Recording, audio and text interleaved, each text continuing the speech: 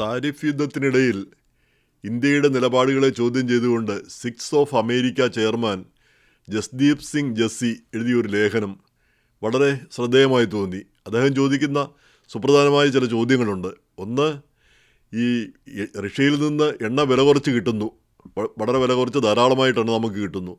പക്ഷേ ഇന്ത്യയിലെ വിപണിയിൽ ഇന്ത്യയിലെ ഉപഭോക്താക്കൾക്ക് കുറഞ്ഞ വിലയ്ക്ക് എണ്ണ കിട്ടുന്നുണ്ടോ?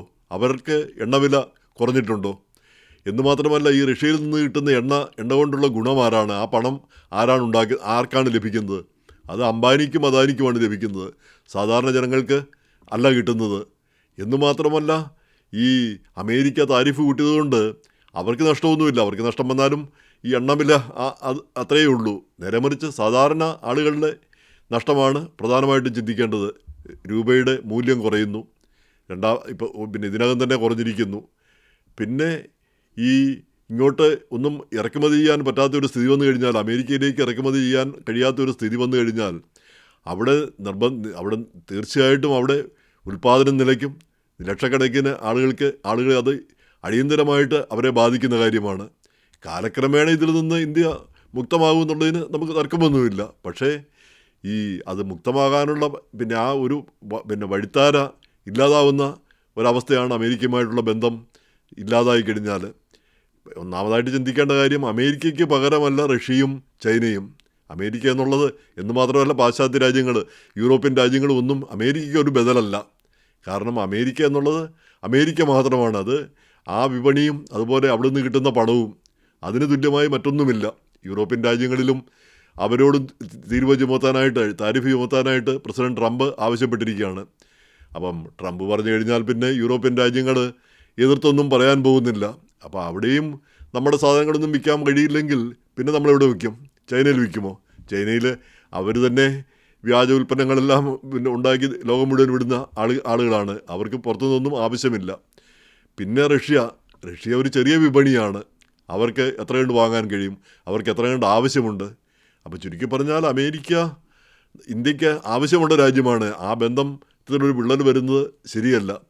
രണ്ടാമതൊരു കാര്യം, ഈ യുക്രൈനിലെ യുദ്ധം, യുക്രൈനിലെ ആളുകൾ മരിച്ചു വീഴുന്നതിലും അല്ലെങ്കിൽ അവിടുത്തെ രാജ്യവുമായിട്ടുള്ള ആ പ്രശ്നത്തിനെല്ലാം കാരണം ഇന്ത്യയാണെന്ന് പറഞ്ഞാൽ അത് എത്ര കണ്ട് സത്യമുണ്ടെന്ന് നമുക്ക് അറിഞ്ഞുകൂടാ. പക്ഷേ ഒരു കാരണവശാലും ഒരു യുദ്ധത്തിന് നമ്മളാണ് ഉത്തരവാദികൾ. ആളുകൾ മരിച്ചു വീഴുന്നതിന് നമ്മൾ പൈസ കൊടുത്താണ് അവിടെ ആളുകളെ കൊല്ലുന്നതെന്ന് പറഞ്ഞാൽ അത് ഖേദകരമായൊരു കാര്യമാണ്. പക്ഷേ ഈ റഷ്യയിൽ നിന്ന് ഏറ്റവും കൂടുതൽ എണ്ണ വാങ്ങുന്നത് ചൈനയാണ്.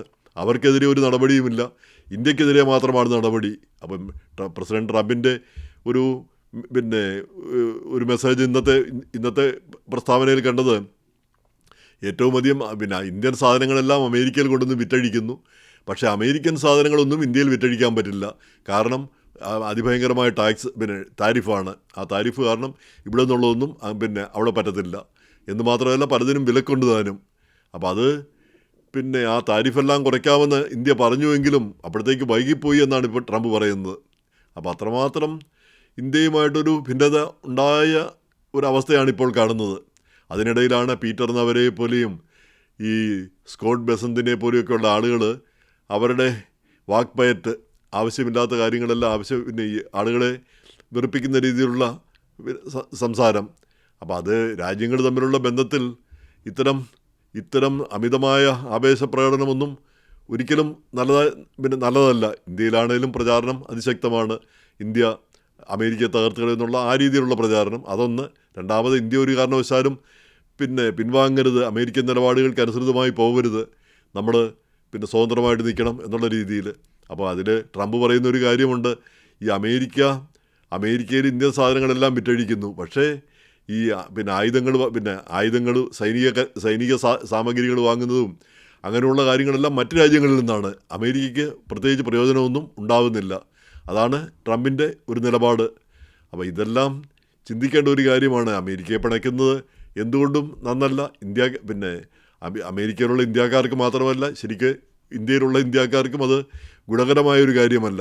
അതിനൊരു മാറ്റം ഉണ്ടാവേണ്ടത് ആവശ്യമാണ്. തീർച്ചയായിട്ടും നമുക്ക് ഈ ബന്ധങ്ങളിലൊരു വിള്ളൽ വരുത്താനൊക്കെ വളരെ എളുപ്പമാകും. പക്ഷേ അത്